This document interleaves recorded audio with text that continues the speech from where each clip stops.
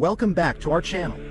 Today, we're taking you on a fascinating journey to some of the most intriguing islands in the North Atlantic. From the Orkney Islands to the Shetland Islands and then to the Faroe Islands, we'll explore who owns these islands, what life is like there, and their unique geographical and historical points of interest. Let's dive in. Found just north of Scotland, you will find the Orkney Islands. Just northeast of that, you will then find the Shetland Islands, and then northwest of those, the Faroe Islands. But who owns these islands? What is life like there? And do they have any interesting geographical or historical points of interest? Let's find out. So, found just 16 kilometers off the Orkney coast at the very tip of Scotland, you will find the Orkney Islands, which belong to the UK. The total size of this archipelago is just shy of 1,000 kilometers squared, larger than the country of São Tomé and Príncipe, but around half the size of Comoros. Around 22,000 people call these islands home. Of this 22 or so thousand people, around 17,000 live on the main island, which is quite funnily named mainland. This island also makes up around half of the archipelago's entire size. It is also where you'll find the largest town and capital, Kirkwall. English is the primary language spoken there. However, the people here also speak a distinctive dialect of the Scots language. As the Orkney Islands are part of the UK, the British pound is used here. Now, being so northern, you'd think that the islands were bitterly cold, especially in the winter. However, believe it or not, that is not the case due to the influence of the relatively warm waters of the Norwegian current plus the Gulf Stream. The average yearly temperature is 8 degrees Celsius. Now, this sounds pretty cold, but this is actually only 3 degrees cooler than, say, Paris, which is found much further south and gets extremely hot summers. In the very north of the island chain, you will find the island of Westray, where less than 600 people live. Now, unless you are an aviation expert, you'll probably know nothing about this island. However, this island actually holds a very interesting world record. The island is home to the world's shortest passenger flight service. The flight goes from Westray Airport, which is found here, across to Papa Westray Airport. The flight takes around 90 seconds, although the fastest recorded time was just 53. The islands have their own flag, which looks like this. It has a red background with blue and yellow lines, similar to that of the flags of the Nordic countries. The geography of the archipelago is exactly as you'd imagine of an island chain off the coast of Scotland. Raw, rugged, and picturesque.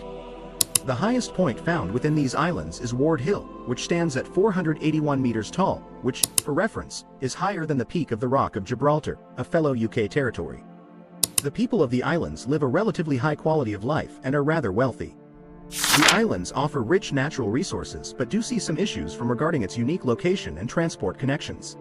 Traveling some 80 kilometers northeast from the Orkney Islands, you have now arrived in the Shetland Islands, another archipelago belonging to the UK. The Shetland Islands are around 50% larger than the Orkney Islands. You'll also find a lot more islands here, as there are around 100 in total. The population, however, is pretty much exactly the same as what can be found in the Orkneys, albeit slightly higher. Now, the islands are found in a very interesting part of the world, sandwiched between Scotland, Norway, and the Faroe Islands, separating the Atlantic Ocean to the west and the North Sea to the east. Just like the Orkneys, the Shetland Islands are raw and rugged. One thing that both of these island chains have is incredible beaches, something you probably wouldn't picture when you think of these islands. The waters can be crystal clear and the sand is white as you'd find anywhere else on the planet. Just like the Orkneys, the largest island in Shetland is mainland, which is just under 1,000 kilometers squared. It is where the vast majority of the population lives. The largest settlement and capital is Lerwick. You can fly here from Glasgow in around 90 minutes or 3.5 hours from London. The flag of the Shetlands is rather similar to that of Scotland in the fact that it's blue and white. However, unlike Scotland's crossline design, the Shetlands follows the more Nordic design. The island's main sources of income are agriculture, fishing, and renewable energy. The islands are also home to a spaceport where multiple companies are planning to launch rockets. The Lonely Planet once described the Shetland Islands as being the 6th best place on Earth for tourists seeking unspoiled destinations, which is rather ironic as this would then lead to tourists flocking there to see it. Around 45% of the people here are non-religious. The largest religious following is actually the Church of Scotland. Speaking of churches, you will find Britain's most northerly church within this archipelago. So overall, these two island chains are rather similar. Let's now move on to the Faroe Islands, which are a little different.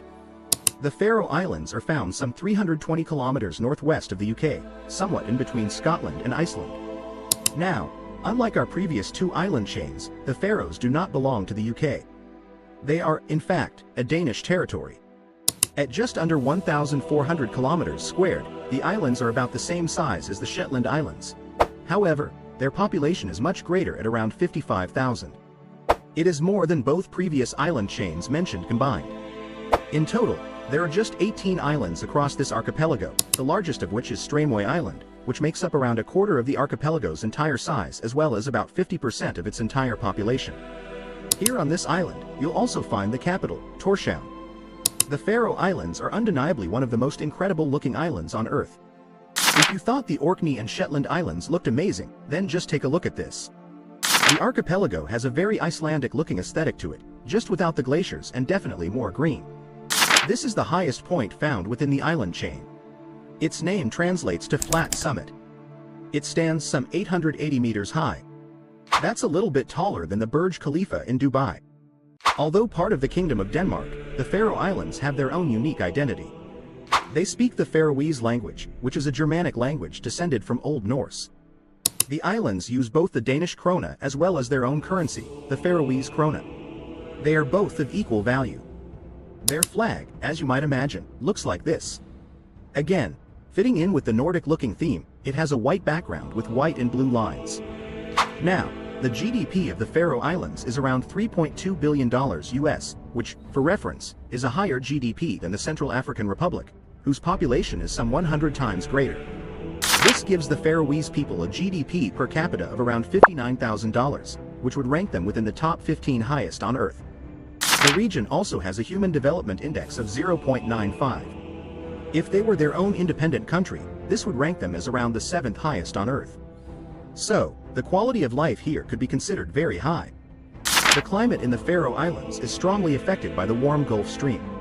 It has what is known as an extremely maritime climate, where the differences between summer and winter are relatively small. It sees temperature highs of just 13 degrees in the summer and only as low as 2 degrees in the winter, so relatively mild considering its very northern and isolated location. I honestly think that most people would assume that these islands would be mind-numbingly cold. They are wet and windy, however, which makes it feel colder. So there we have it, the Orkney, Shetland, and Faroe Islands. Out of the three, which one would you rather live on? Like and subscribe for more geography content. And as always, thank you very much for watching.